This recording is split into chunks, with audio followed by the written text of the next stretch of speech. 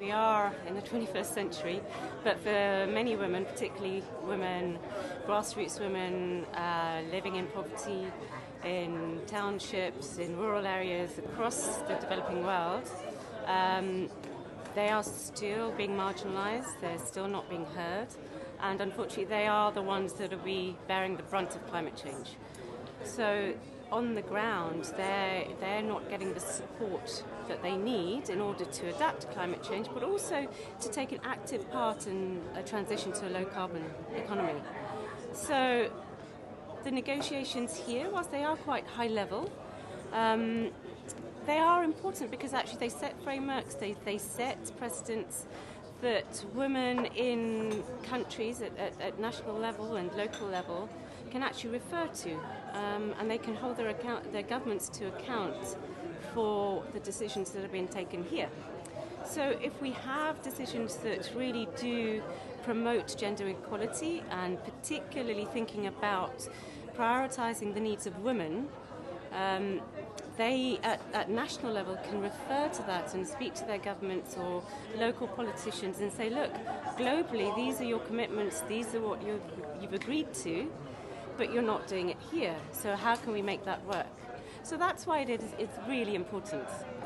And how do you want to see these commitments and what people say translated into action? Is it a case of channeling, I don't know, a certain level of climate finance specifically so it gets into the hands of women? There is that option. Within the mechanisms like the Green Climate Fund, there are now provisions to take account of gender, which is a great start. But yes, there needs to be a lot more consideration around the real impacts on women and a recognition that traditionally women haven't had access to finance. If you look at aid money, if you look at other financial instruments, it's been really hard for women to actually access finance. In South Africa, Oxfam have been working with grassroots women from townships, from rural areas, from informal settlements, or shacks as some people call them. And we've been really going through a process of actually asking them, so, you know, how do you need to deal with climate change? What do you need?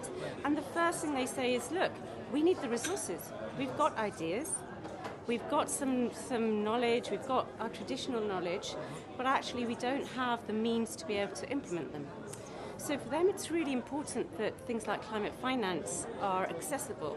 At ground level there are really basic things like if there is money available, they don't know about it.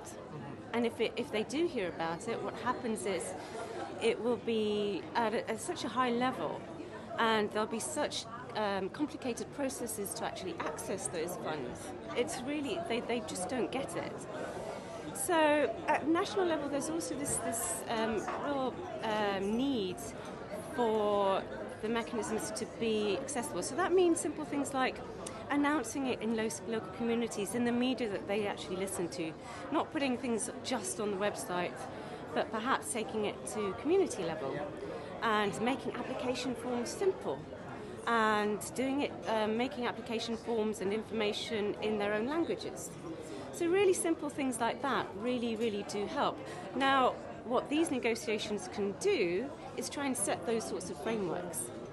And by having just basic things like gender equality and representation in the negotiations, it helps bring another dimension, it helps bring that dimension into it. And whilst it's not the end and that's not the final solution, having a woman's voice actually does make a difference.